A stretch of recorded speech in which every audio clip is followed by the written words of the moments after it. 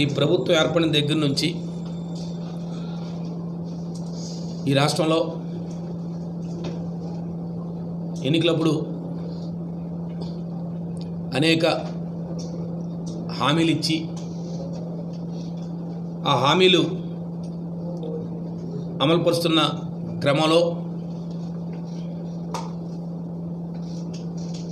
గత ప్రభుత్వం జగన్మోహన్ రెడ్డి నాయకత్వంలో వైఎస్ఆర్సీపీ ప్రభుత్వం ఏవైతే ఎన్నికల్లో మాటిచ్చి ప్రతి హామీని కూడా నెరవేరుస్తున్న క్రమంలో ఆనాడు ప్రతిపక్ష నాయకుడు నేటి ముఖ్యమంత్రి అయిన చంద్రబాబు నాయుడు గారు వైఎస్ఆర్సీపీ ప్రభుత్వం జగన్మోహన్ రెడ్డి గారు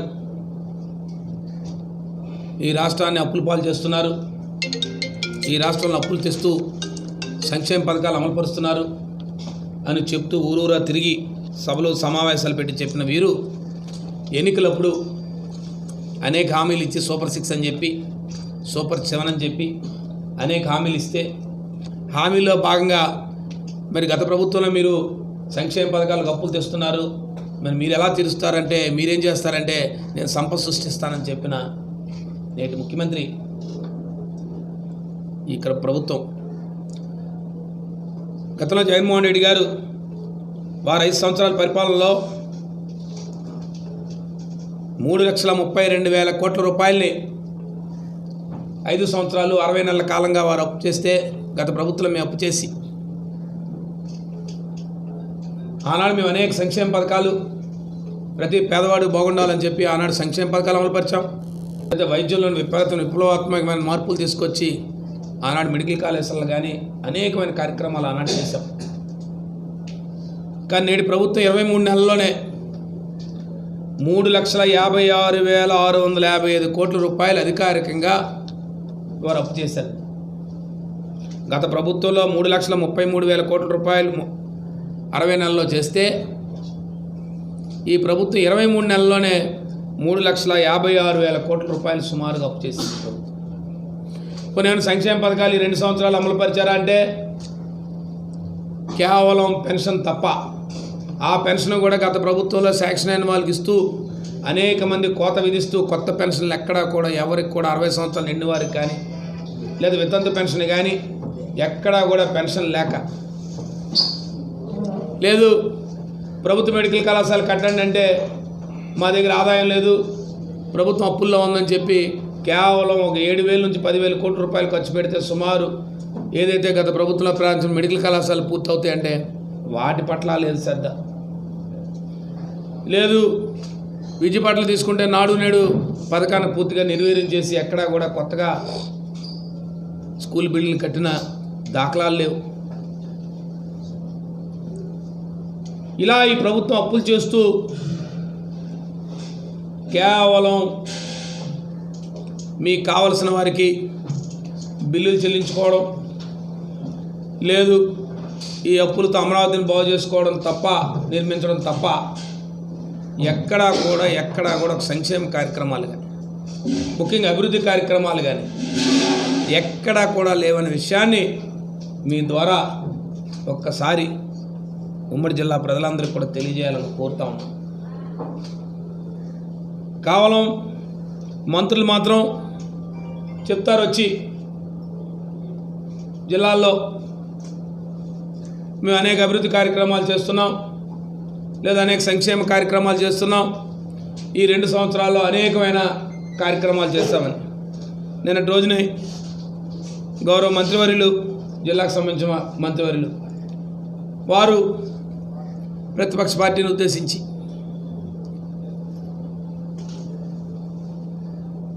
వారు కేవలం 2 సంవత్సరాల కాలంగా ఎన్నికల్లో హామీలు ఇచ్చి ఈ జిల్లాను అభివృద్ధి పరుస్తామని, ఈ జిల్లాను అభివృద్ధి పథకంలో ముందుకు తీసుకెళ్తామని అనేక మాటలు చెప్పిన వీరు ఇవాళకి 2 సంవత్సరాలు కావస్తూ ఉంది. కేవలం జగన్మోహన్ రెడ్డి గారి మీద వ్యక్తిగత ఆరోపణలు చేయడం తప్ప లేదు.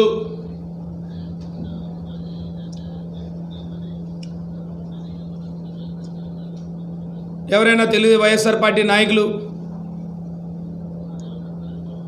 ఆరోపణలు చేస్తే వారి మీద వ్యక్తిగత దాడికి దిగడం తప్ప నేను గౌరవ మంత్రివర్యులు సూటిగా ప్రశ్నిస్తూ ఉన్నాను. మీరు శాసనసభలే మంత్రి మీ గజనగర నియోజకవర్గంలో మీరు ఎంఎస్ఎంఈ మంత్రిగా లేదు మహిళల సంక్షేమం కానీ లేదు ఏదైతే ప్రధానమైన పెన్షన్లు ఇచ్చే కార్యక్రమంలో మంత్రిత్వ శాఖను మీరు తీసుకున్న మీరు ఈ జిల్లాలో కానీ లేదు కేవలం మీ నియోజకవర్గంలో కానీ ఎక్కడైనా 60 సంవత్సరాలు నిండిన వారికి లేదు వితంతువులు కానీ వృద్ధులకు కానీ ఎవరికైనా ఒక పెన్షన్ అయినా ఇవ్వగలిగారా ఈ 2 సంవత్సరాల కాలంలో సూటిగా వారిని ప్రశ్నిస్తా ఉన్నా. లేదు మీరు పెద్ద ఎత్తున డ్వాక్రా మహిళల పట్ల మీరు మీ మంత్రిత్వ శాఖను నిర్వహిస్తున్న మీరు గత ప్రభుత్వంలో రాజశేఖర రెడ్డి గారు ఆనాడు కీర్తిశేషులు పావలా వడ్డీని పెట్టారు. లేదు గత ప్రభుత్వంలో 0 వడ్డీని ఇచ్చాం. లేదు మీరు ఎన్నికల్లో హామీలో భాగంగా మీరు కూడా 0 వడ్డీని ఇస్తామని చెప్పిన మీరు మహిళలు పెద్ద ఎత్తున వారికి ఉపాధి అవకాశాలు కల్పిస్తామని మీరు ఎక్కడైనా ఒక మహిళకైనా ఒక వడ్డీ మాఫీని ఇచ్చారా అని చెప్తున్నాం. రుణాలు తీసుకున్నాం. సంక్షేమ కార్యక్రమం ఒక పారామీటర్ తీసుకొని ఎక్కడ కూడా అనర్హుడు అనే ఉండకుండా అర్హులు అనే వాళ్ళు చేసుకెళ్లారు. మేము ఇచ్చిన ప్రతి సంక్షేమ కార్యక్రమం మా నవరత్నాల్లో చేసిన ప్రతి కార్యక్రమం లేదు మేము చేసిన ప్రతి కార్యక్రమంలో కూడా లేదు మా ముఖ్యమంత్రి గారి దగ్గరికి వెళ్ళాల్సిన అవసరం వచ్చినప్పుడు తప్పకుండా వెళ్తాం. ఓకే మీరు నేను ముఖ్యమంత్రి గారి దగ్గరికి వెళ్ళారు, మీకు సమావేశం పెట్టారు, మీరు బయటకు వచ్చి చెప్పామని అడిగాం కదా. మీ ముఖ్యమంత్రి గారికి మీరు ఏ ప్రతిపాదనలు ఇచ్చారు? లేదు మేమేమైనా స్పందించామంటే మీ మీద మీ పత్రికల్లో వచ్చిన మాటలు టీవీలో వచ్చిన మాటలు మేము స్పందించాం. మీ ముఖ్యమంత్రి గారికి మీ పట్ల ఏదైతే వారు స్పందించారో మీ పత్రికల్లో వచ్చాయో పత్రికల్లో మాట్లాడాం. మీరు కాదని ఖండించండి. లేదు మా ముఖ్యమంత్రి గారి దగ్గరికి వెళ్ళాం, మేము ఈ జిల్లాకు సంబంధించి మా నియోజకవర్గం సంబంధించి నేను అభివృద్ధి కార్యక్రమాలు అడిగాను, లేదు ఈ జిల్లాకు సంబంధించిన అభివృద్ధి కార్యక్రమాలు అడిగాను అని చెప్పండి. అది కాదు కదా. తప్పకుండా మీ తాలూకు కార్యక్రమాలు చెప్తాం ఉంటాం, ఒకటి ఇంకా రాబోయే రోజుల్లో చెప్తాం. మీరు చేసిన ప్రతి కార్యక్రమాన్ని చెప్తాం. ఈ జిల్లాలో ఉమ్మడి జిల్లాలో 2 మంత్రులు వారి నియోజకవర్గాల్లో కేవలం ఉద్యోగులు తొలగించే కార్యక్రమం చేస్తూ ఉన్నారు.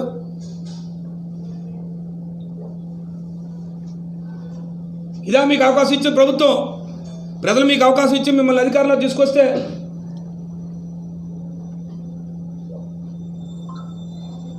మీరు ఏకపక్షంగా అధికారం మీద ఒత్తిడి తీసుకొచ్చి ఈ కార్యక్రమాలు చేస్తున్నారు.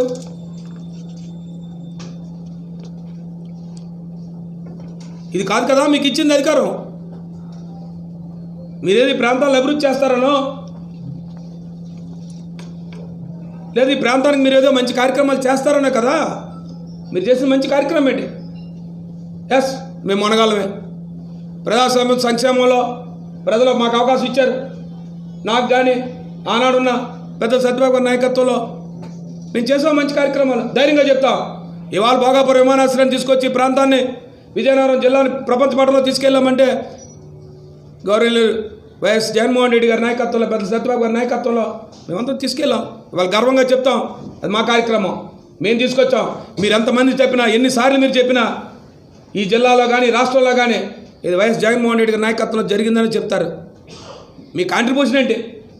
మీరు వెళ్తారు, ఫోటోలు తీసుకుంటారు తప్ప దాంట్లో మీ తాలూకు కాంట్రిబ్యూషన్ ఏంటి?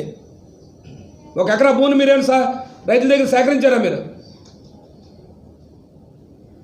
ఎస్ నేను ఇంకా చెప్తాను.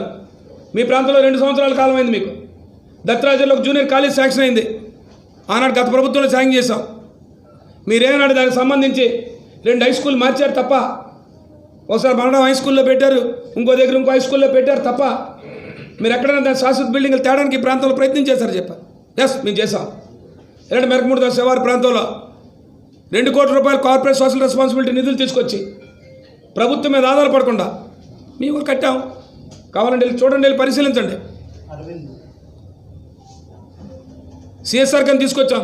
ఈరోజు కూడా జీతాలు తీసుకొచ్చి సుమారు 10 మంది ఉపాధ్యాయులకి నెలకు ₹1,00,000 లెక్కని ఆ కంపెనీ జీతాలు ఇప్పిస్తాం. గత 3 సంవత్సరాల నుంచి ప్రభుత్వం మీద ఆధారపడలే. మాకు అవకాశం ఇచ్చారు ప్రజలు. ప్రజలు మాకు ఇచ్చిన అవకాశాన్ని ప్రజల కోసం వాడుతూ ఉన్నాం.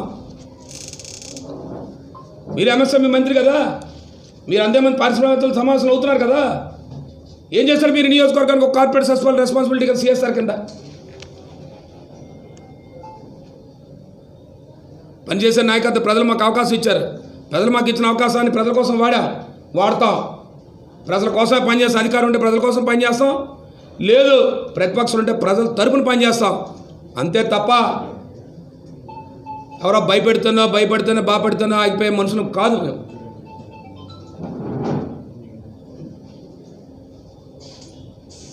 మీరు 2 సంవత్సరాల కాలంగా మీరు చేస్తున్న కార్యక్రమాలన్నీ కూడా మేము పరిశీలించలేదు, మీ నాయకత్వం పరిశీలించింది. మీ నాయకత్వం పరిశీలించింది కాబట్టే మీ మీద ఏం చెప్పారనేది పత్రికలు టీవీ ఛానల్లో వచ్చే అదే మేము మాట్లాడాము.